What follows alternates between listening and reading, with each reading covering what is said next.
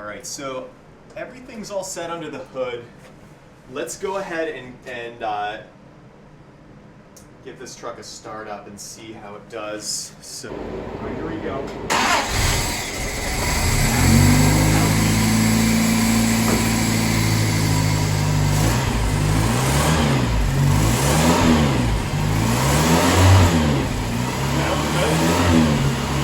Never want to let it idle during the braking. You want to vary the RPM.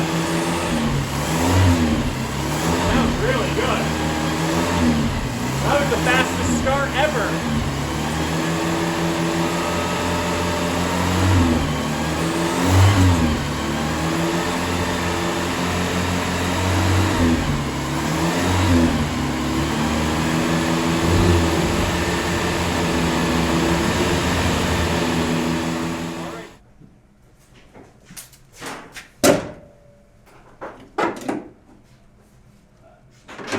Okay, so we just did the startup on this truck, the first time that it's been started, and it went really smooth.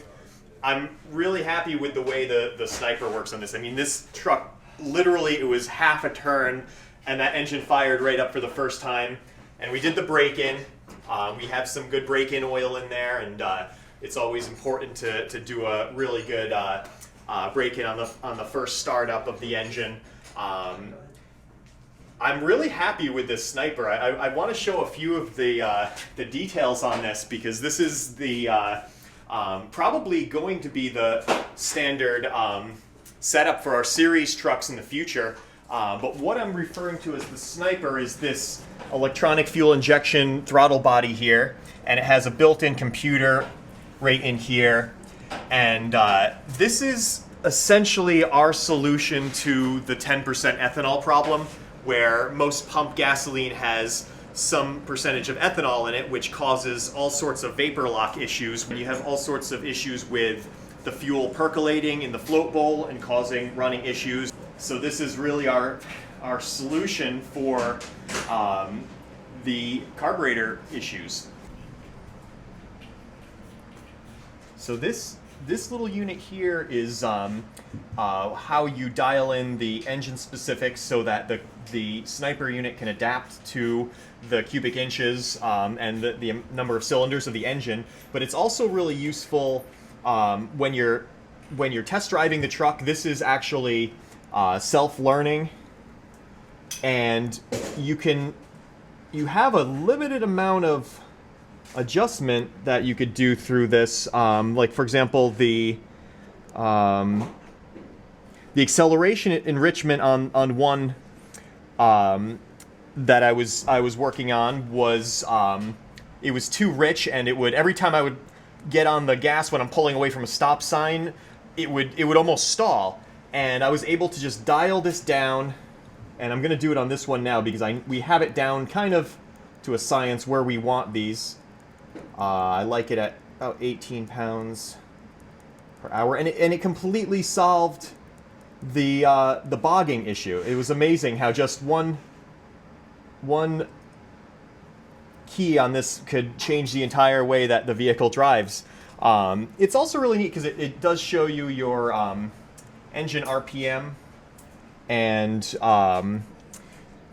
your coolant temperature, stuff like that on here. So while you're driving it, you could watch it. You could watch your target air-fuel ratio, and you could see if it's running where it should or if it's running too rich or too lean. And you can see the learn status here, if it's learning and adapting, or if it's not. Like if you're under a situation where you're driving, full throttle up a hill, it'll go into this no learn mode. But when you're just driving around normal, it's learning these parameters and making the engine run better. So I really like this sniper setup, and it bolts right up to the engine without many modifications at all. And we could even use, check it out, the stock gas pedal.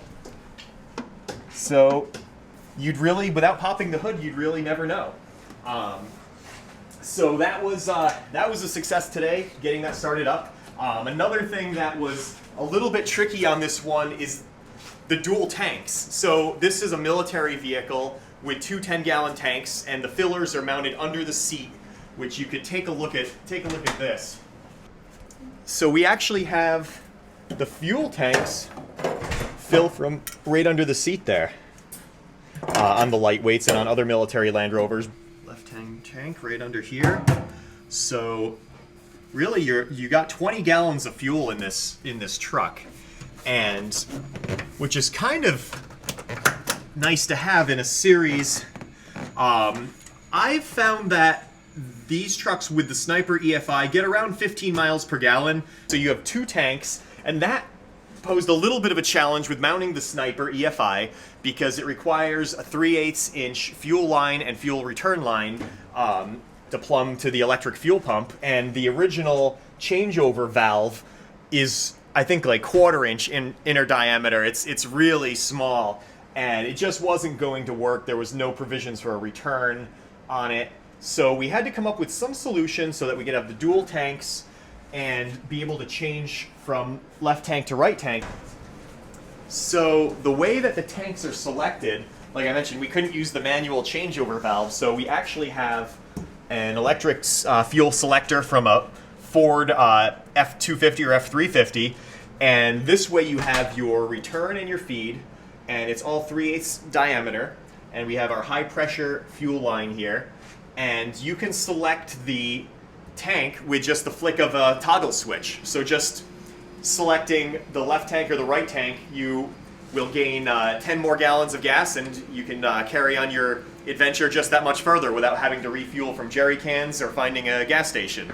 So that's really a neat feature, and it's something I would probably want to have in my truck. I know if you've seen our previous video on selecting the pickup truck, the shop pickup truck for North America Overland, well, the military one actually has the same kind of gas tanks as this. It has the 2 10-gallon gas tanks. So it got me thinking, I mean, I would definitely have the Sniper EFI on my truck, and I think this setup would be great. I'd love to have 20 gallons of gas and just flick a switch to select the tank.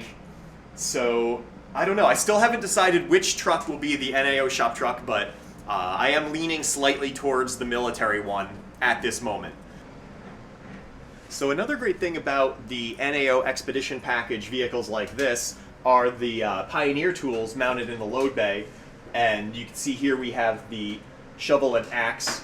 And the nice thing about this, compared to the standard military toolkit, which in the standard military toolkit you get the shovel and a pickaxe, but whoever really uses the pickaxe, I don't think I have ever used one in a trail in an off-roading situation. But the axe is absolutely handy. I mean, how many times have we come to a fallen tree on the trail and had to cut it up? So this, I think, is a little bit more practical than the military tool set, and it's also inside, so you don't have rust issues with the tools.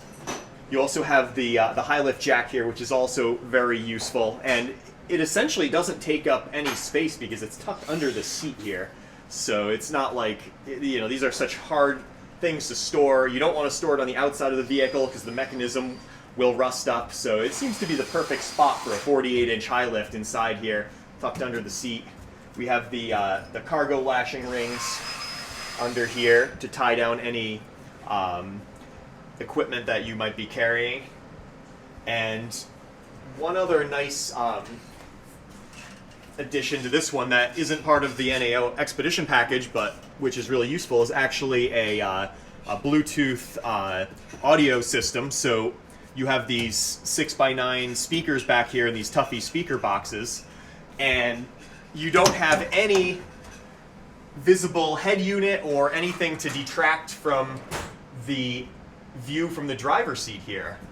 What we do have, though, is a hidden Bluetooth receiver behind the dash that will pick up the Bluetooth on your phone, so you can play the music on your phone through some really good 6x9 speakers and not have any ugly head unit or anything that would be detracting from the look of the dash, which is, you know, these all metal dashes are incredible with the, you know, the toggle switches, and everything really has to come together to make these look good. All the finishes have to be just right, and we would certainly not want anything to detract from that.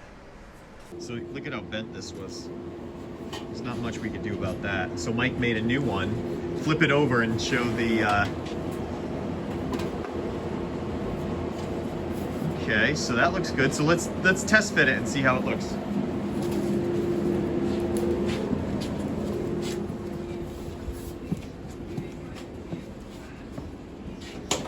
Okay. So then slide that in. There it is. Perfect, nice and flat. All right, so one more and then we got it. Okay. Perfect. Okay, good job. So that's the update on the lightweight project. We're really close to getting this out and going for some test drives in it. We haven't built one with this size tire yet, but I think the gearing is going to be perfect. It'll probably be turning about, my guess is about 2,700 RPMs at 65 miles per hour with these 255 85 16s. We have the ARB locker in the back. You know, I think this truck is going to be as perfect as you could hope for an off-roader / daily driver. So we'll get it out on some test drives and see how it does.